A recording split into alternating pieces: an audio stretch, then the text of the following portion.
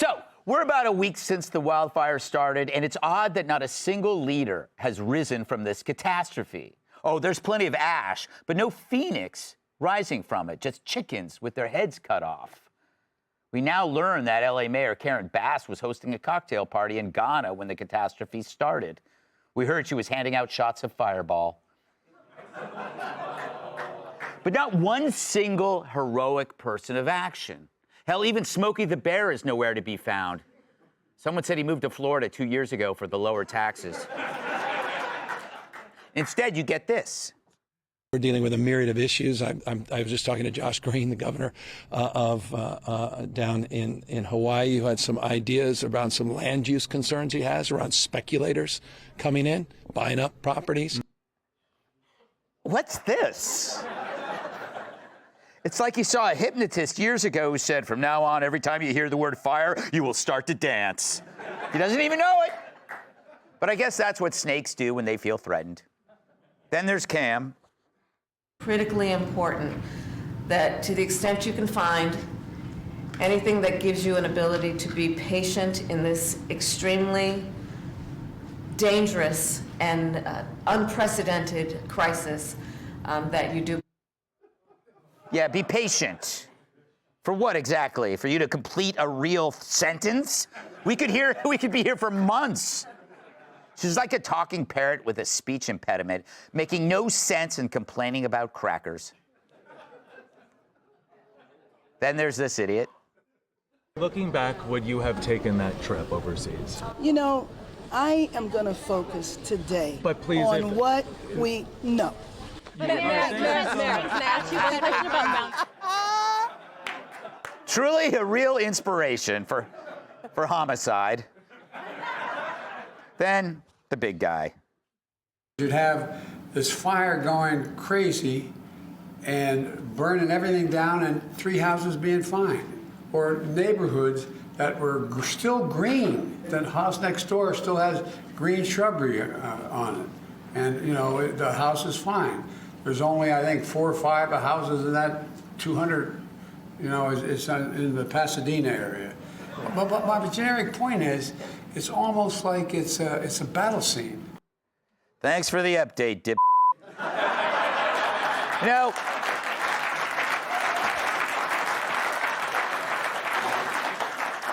if that was a painting by Picasso, it would have been called Babbling Retard. Now, the reason no leader has emerged is because they've been soaking in identity politics like Newsom's head in a vat of styling gel. So if the issue isn't race or gender, they're lost. So sure, Karen Bass can unveil a new pride flag, but if it catches fire, everyone ends up flaming. So you have the biggest fire in LA history, and they can't even figure out the first step to help people. They're like some weirdo who goes to the gym and only works out their neck muscles. Picture that. A freak with a neck.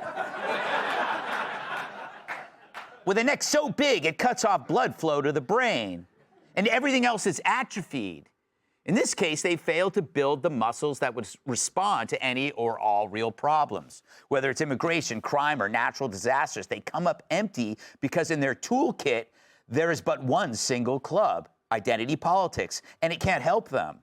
But it helped them personally before the fire. After all, it's light on effort, but rich in public reward, and the media eats it up.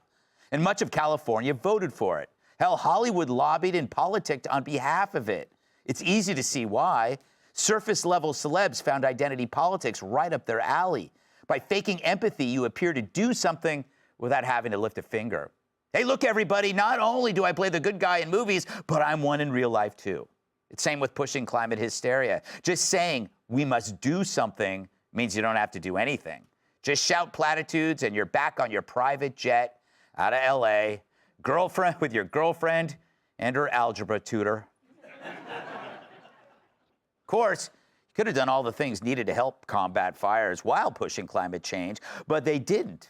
Why? Because as a boneheaded student might say, that wasn't supposed to be on the test. They live in a world of theory and not reality, and it only helps the cynical bozos who employ it. But the people they elevate are merely exploited on behalf of public virtue. These pawns don't learn anything or gain experience. Instead, they are placed in jobs where they fail because they didn't learn anything or have any experience. Then they end up in positions where life matters, and not just black ones. It's not so bad if Coke or Pepsi does it, but when it comes to public safety, this farce is deadly. So while billion-dollar corporations bought into this stuff because it's mere pocket change to them, the rest of us, we pay with our lives. Fact is, identity politics is the most selfish enterprise on earth, for it makes it all about you as you pretend to be about others, and 99.9% of all real practical problems go unsolved. Homelessness, illegal immigration, fire, floods, the view. That's why LA is leaderless, because those in charge, by embracing vanity causes, chose themselves over the people they govern. Talk about a sick burn. Let's welcome tonight's guest. His idea of an Airbnb is a park bench. Founder of StudioTST.com, Michael Loftus. He specializes in crisis management, which means he's perfect for this show. Author of the great new book, Wise Guys and the White House, Eric Dezenall. She's in her third trimester, so you better not test her. New York Times bestselling author and Fox News contributor, Kat Tibb. To him, the Big Bang is just a bang. New York Times bestselling author, comedian, and former NWA world champion, Tyrus.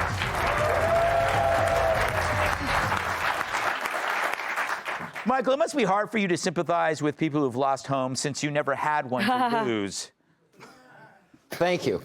I identify as a home-challenged clam bake attendee. Yeah, there you go. Are you upset that a lot of homeless are being blamed for starting fires? I am. Mm-hmm. It is, because it's also crackheads and meth heads. It's not just homeless people. It's climate change is what they tell us. The same brainiacs who gives them, like, no excuse. You can't sit there and go, listen, there's going to be a lot of fires. Climate's changing. There's going to be fires. What'd you just cut? Oh, the firefighting department. Why would you do that? Yes. It's insane. And there's not one Republican to blame. You got Gavin Newsom dancing around like he might get hit by a hunk of truth. The mayor's on vacation. My favorite was the head of the fire department, the big giant lady who's like, I can't carry a guy out of a house. Yes. If I have to carry you, you're in the wrong spot. Yeah.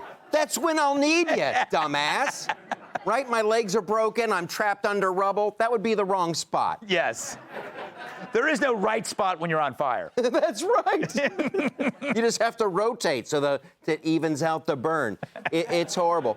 They need to have, like, one Republican in government in Los Angeles, though. Just one. Yeah, so they can blame it on him. Yeah. Right? Because this is a Democrat thing from top to bottom. So I hereby volunteer. I will be the scapegoat for LA problems. They can just blame me. I figure I'll make $750,000 a year, like the lady who runs the Department of Water and Power. Yeah. She makes $750,000 a year, and they ran out of water and power. Yes.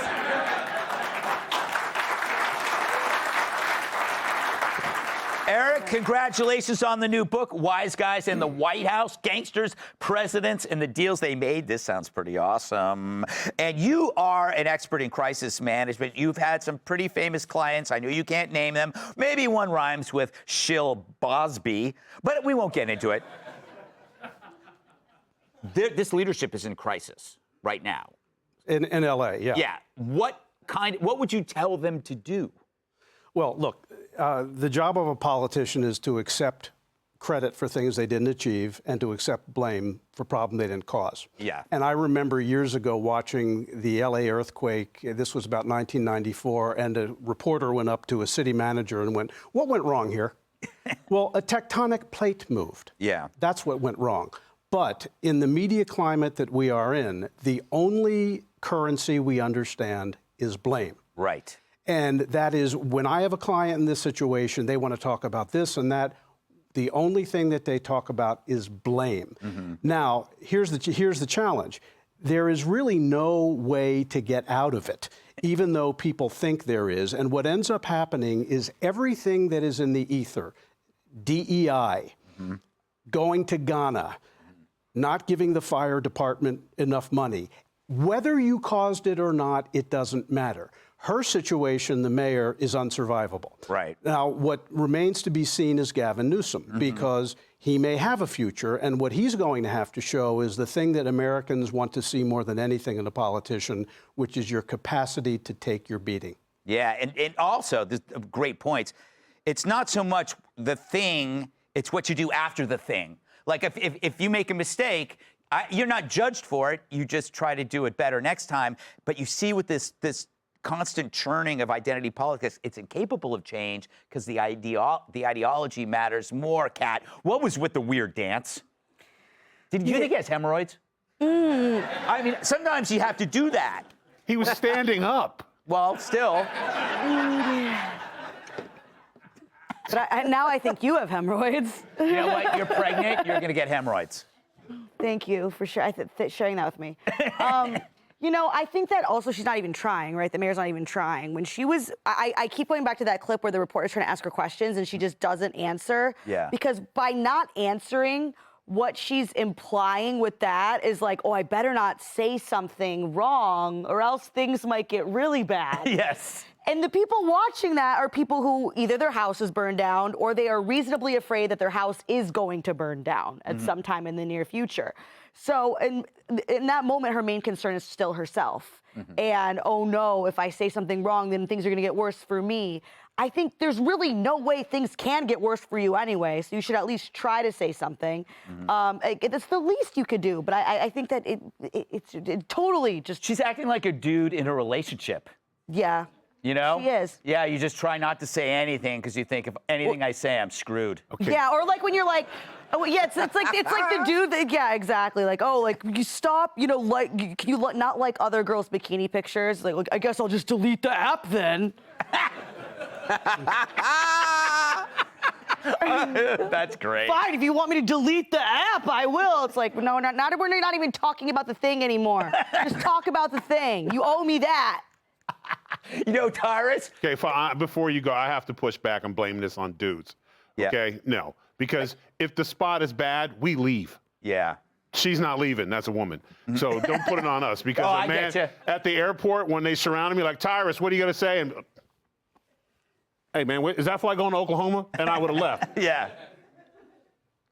We saw exactly who she was when there was no one there to prep her and tell her what to say. And at the airport, the incompetence, the ignorance, and that is exactly why she was put in that position in the first place.